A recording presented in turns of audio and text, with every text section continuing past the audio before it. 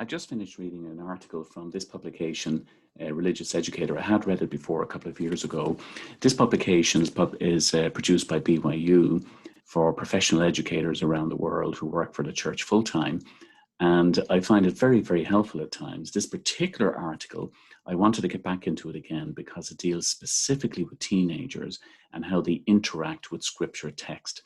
That is, that when I, as an adult, go into the scriptures, I have a certain experience. I'm living in a certain religious world, if you like, whereas our teenagers are in a totally different place. Now, you understand that, of course, but in an academic way, they've done a lot of research, and this research is outlined in the article, which explains some things that perhaps we may not know. I certainly found it very, very helpful. And the reason I found it helpful most of all was because it places me in a position to be a much better teacher, because I'm far better aware of what's really going on in the mind of teenagers as they read scripture text.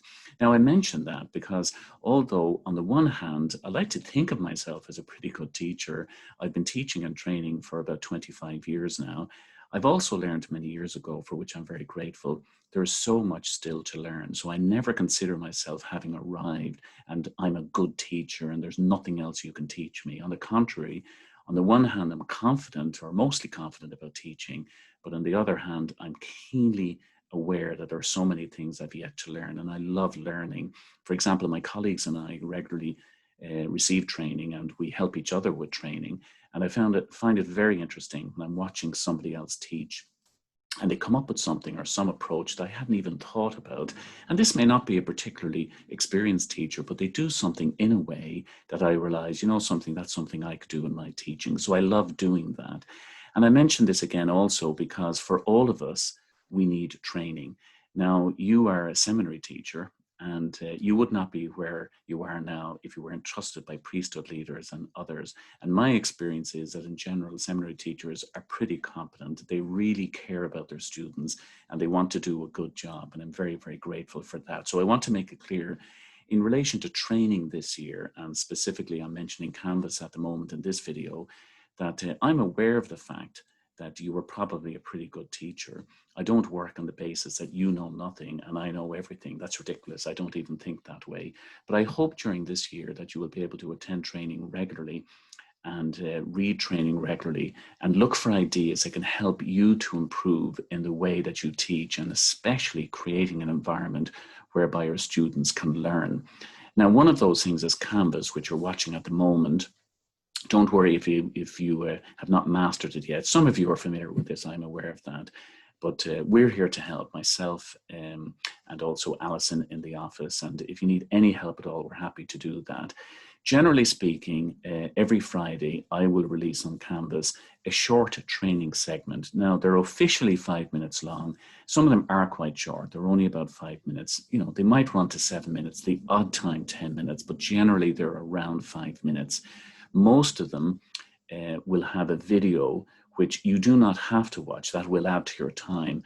It's a video, you have to put up with me with my Irish accent, but a video that basically summarizes some of the points in the training and just add additional comments from myself. And the videos are often 5 minutes. Some of them are longer, maybe 10 minutes or more. You do not have to watch those. That is up to you. And of course, you can come back in any time during the year to reread material or to rewatch a video. But the key thing here is that the videos will be put onto Canvas each Friday. You do not have to look at them on a Friday. You might choose every Saturday morning or a Sunday evening over a cup of hot chocolate or whatever. But I would encourage you to at least go in once a week, have a look. You certainly don't have to master them. There's no exam or anything. Scan through them, get a feel for the principles being mentioned. And if anything particularly catches your attention, then note those things down because they may be of real value to you. The main purpose of the training is to make you aware of common mistakes teachers often make.